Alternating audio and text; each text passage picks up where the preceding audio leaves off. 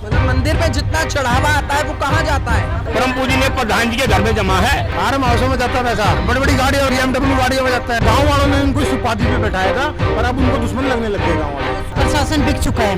हमारे बीच में एक बार आकर वो बात करें, हम ये चाहते हैं, वो हमारे सामने आते ही नहीं। मंदिर के अंदर कितना चढ़ावा जाता होगा? करोड़ों रुपए करीब आता है जी। मारने की धमकियाँ देते हैं, पीटने की धमकी देते हैं, बच्चों के ऊपर केस ठोकते हैं। 100 करोड़ से ज्यादा की वो संपत्ति बना चुके हैं। वो संपत्ति आई कहाँ से? हमारी मांग खुली है जी, स्पष्ट रूप से साफ सुथरा इलेक्शन गाँव में करवाओ।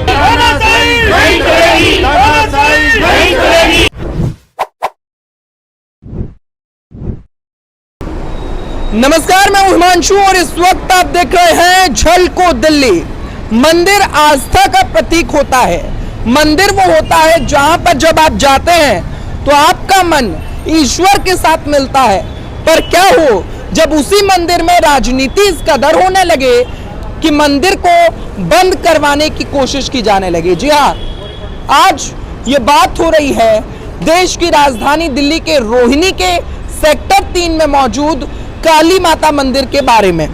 इस मंदिर को मन्नत वाला मंदिर भी कहा जाता है।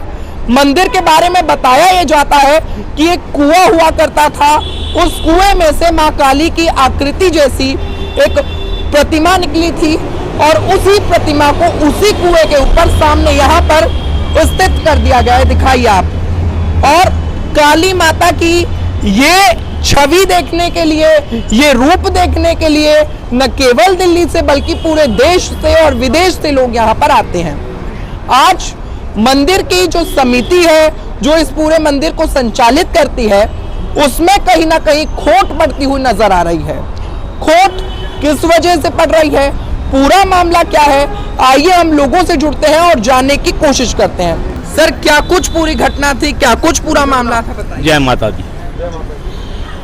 ऐसा है, घटना तो ये है कि हमारी जो काली माता जी हैं, हमारे गांव में आपने अभी बोला था ना, गांव के अंदर माता निकली थी हमारी, वो थी शीतला माता जो आज के टाइम में गुड़गांव के अंदर है।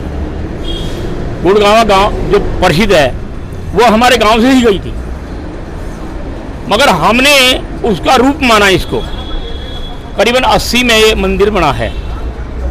हमने रूप क्यों माना कि यहाँ से तो हमारी माता वहाँ चली गई, मगर उसी रूप में हमारे गांव में काली माता के रूप में आ चुकी है।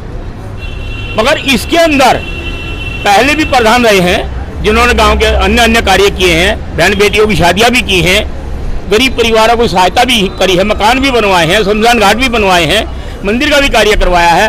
किंतु यही सूरज पहलवान आज से 13 साल पहले गाँव इकट्ठा करके आए थे गाँव के मंदिर में, कहने लगे भाई तुमने मंदिर चला लिया 8 साल, अब मैं भी चलाना चाहता हूँ और 8 साल में मैं वो करके जाऊंगा, आज तक किसी ने नहीं किया।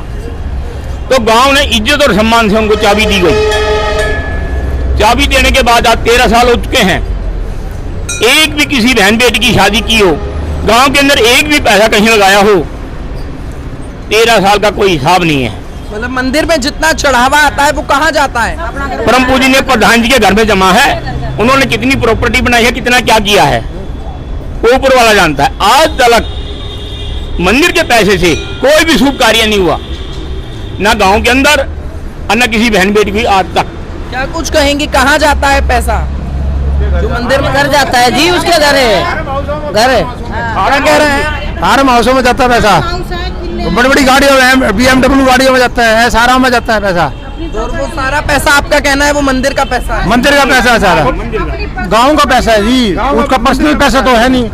वो गांव के यूज में होना चाहिए पर वो गांव में यूज ही नहीं कर पा रहे। पता नहीं क्या उनके दिमाग में क्या फितूर है कि भाई वो अब तो कहने लग गए भाई गांव वाले मेरे दुश्मन हैं, बल्कि जिस गांव वालों ने उनको इस उपाधि पे बैठाया था पर अब उनको दुश्मन लगने लग गए गांव वाले। उस वक्त चुनाव हुआ था जब इनको आज तक चुनाव ही नहीं हुआ, कोई सर्व समिति से गाँव के लोग बैठते थे आपस में डिसाइड करते थे भाई, पर इनको पता नहीं। हम तो उस चीज में भी एग्री हो गए भाई, चलो कोई नहीं, आप जो चाहते होगी भाई इलेक्शन, हम कह रहे इलेक्शन कराओ, पर उसमें भी एग्री करे नहीं, इलेक्शन तो हो गए। क्या हुआ था 2022 में SHO साहब के सामने जब गांव वाले और वो इकट्ठे हुए थे तो उनमें बैठ के ये फैसला हुआ था भाई मैं 1 साल का मुझे टाइम दे दो, 2023 में मैं इलेक्शन कराऊंगा। अगस्त का, और उससे 3 महीने पहले मेंबरशिप खोलने का वादा किया गया था। भाई अब हमने गांव दोबारा इकट्ठा हुआ हनुमान मंदिर में, वहाँ पे इनको फ़ोन करके बुलाया गया कि भाई आप आइए और अपना बताइए कैसे कैसे क्या करना है। बार बार फ़ोन करे और बार बार बोलने पर ना तो वो कभी आए, ना एक भी जो सभाएं अटेंड करी। कम से कम 5 से 7 बार सभा हुई है गांव में इस विषय को लेकर, पर एक बार भी नहीं आई। और फिर उसके बाद गांव ने क्या करा, इसका आक्रोश करते हुए सभा बुलाई वहीं पे मंदिर में। उस दिन सभा बुला के ये डिसीजन लिया गया, सारा गांव वहाँ पे इकट्ठा था कि अमित शौकीन को वहाँ पे प्रधान बना। तो मुझे वहाँ पे प्रधान बना के यहाँ पे सारे गाँव के द्वारा यहाँ पे लाया गया और सफलतापूर्वक हम यहाँ से 25 दिन हो गए आज हमें बैठे हुए, आराम से बैठे हैं। पर उसमें इस 25 दिन के अंदर हमें बार बार क्या परेशानी दी जा रही है कि भाई आपका कोई हक नहीं है, आपका कोई राइट नहीं बनता। कौन बोलता है? ये एसएचओ साहब बोलते हैं हमें। यहाँ जितने भी कर्मचारी हैं, जितने भी लोग हैं, वो आपकी बात को सुनते हैं? हाँ, मैं अब कर्मचारी एक बार बताओ, हमारे गांव का ही नहीं है कर्मचारी। आप बताइए, गांव का मंदिर तो गांव के ही होने चाहिए ना। अब आज की बात जैसे विषय देखिए, हमारा मतलब सेवक खड़ा था यहाँ पे, सेवा कर रहा था, तो उन्होंने ऑर्डर भेज दिया वहाँ से कि भाई कि जाओ और इसको बैठाओ यहाँ पे। अब मतलब पहलवान के दादागिरी चल रही है। बिल्कुल दादागिरी चल रही है जी, कोई वो नहीं है। दादागिरी है, दादागिरी में कोई कमी नहीं है। खुद हमारा सेवा कटा के अपना सेवक रखवा दिया यहाँ पे सुबह। पुलिस वालों आपका साथ नहीं दे रहे हैं? ना, बिल्कुल भी नहीं दे रहे। कौन सा थाना पड़ता है? ये साउथ वेस्ट रोहिणी। क्या कुछ कह रही हैं? सेक्टर 3 रोहिणी साउथ है। प्रशासन बिक चुका है, एक आदमी प्रशासन बिक चुका है, दोनों सेम है।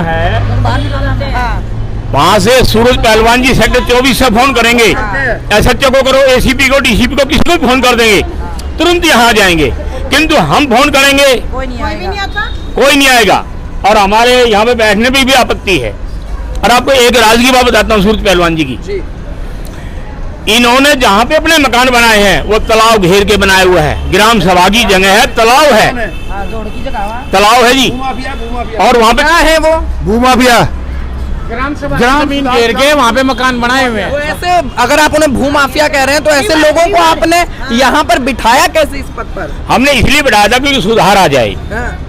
ग्राम क्या उस वक्त भूमाफिया नहीं थे? उस समय नहीं थे, उस समय गांव के अंदर रहते थे, मकान उनके बाद में बने हैं वहाँ पे। यहाँ पे आने के बाद वहाँ मकान भी बन चुके हैं, फार्म हाउस भी हो चुके हैं, 40-50 लाख की घोड़ी भी है, सेक्टर 24 में मकान भी ले लिया। आप बताइए, एक नॉर्मल आदमी 24 सेक्टर में कोठी ले सकता है क्या?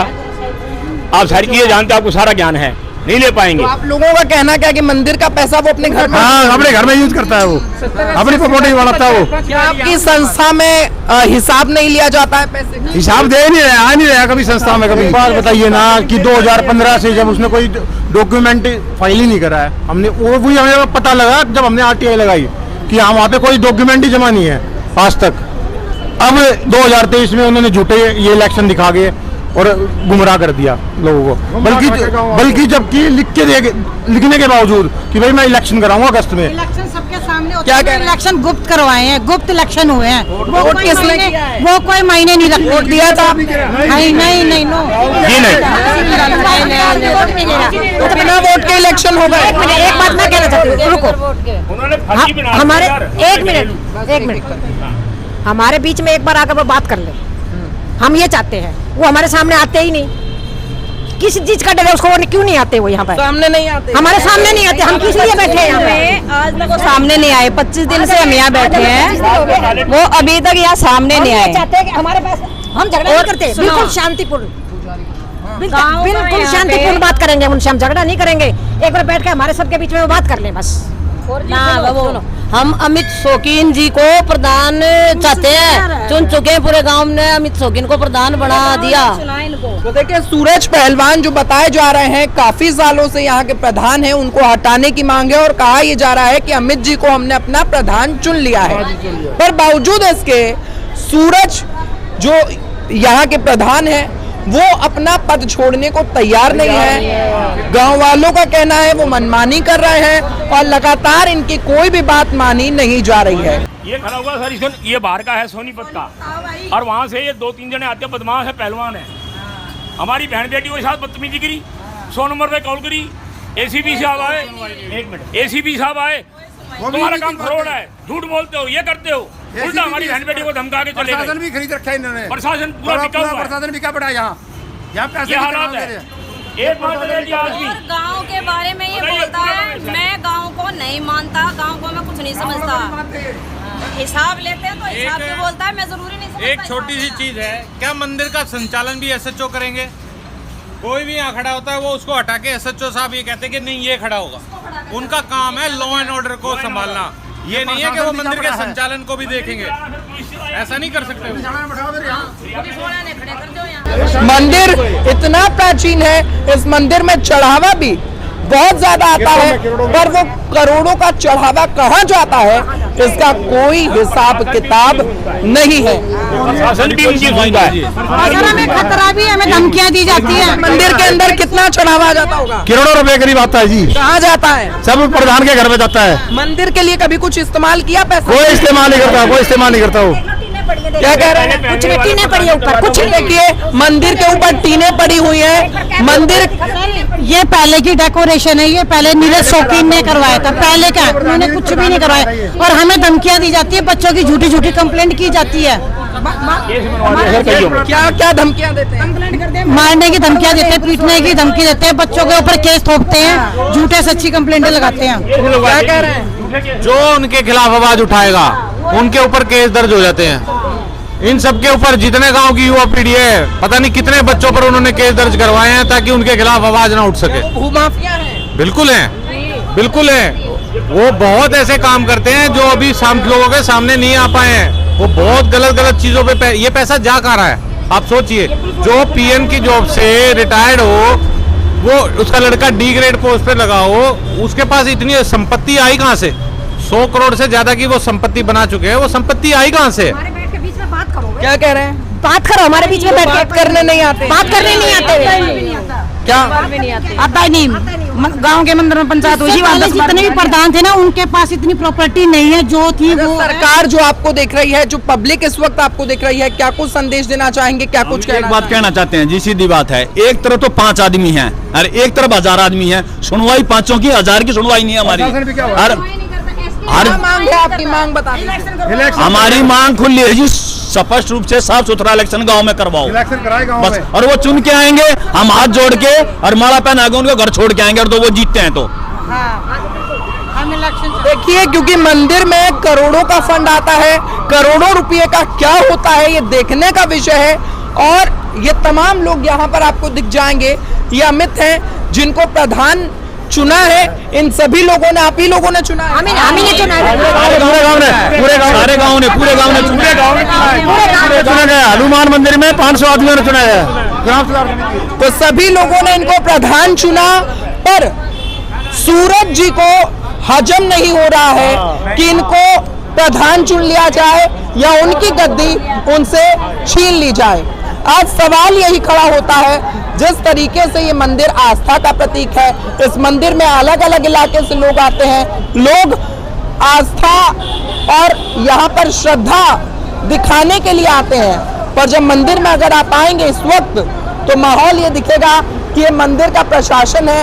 मंदिर पूरी तरीके से प्रशासनिक जो स्थिति है वो सूरज पहलवान की वजह से बिगड़ चुकी है, ये तमाम लोगों का कहना है।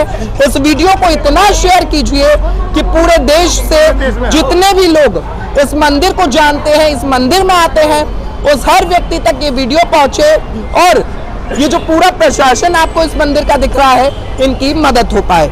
मैं हिमांशु मुद्गल, देखते रहिए झलको दिल्ली। बहुत बहुत धन्यवाद।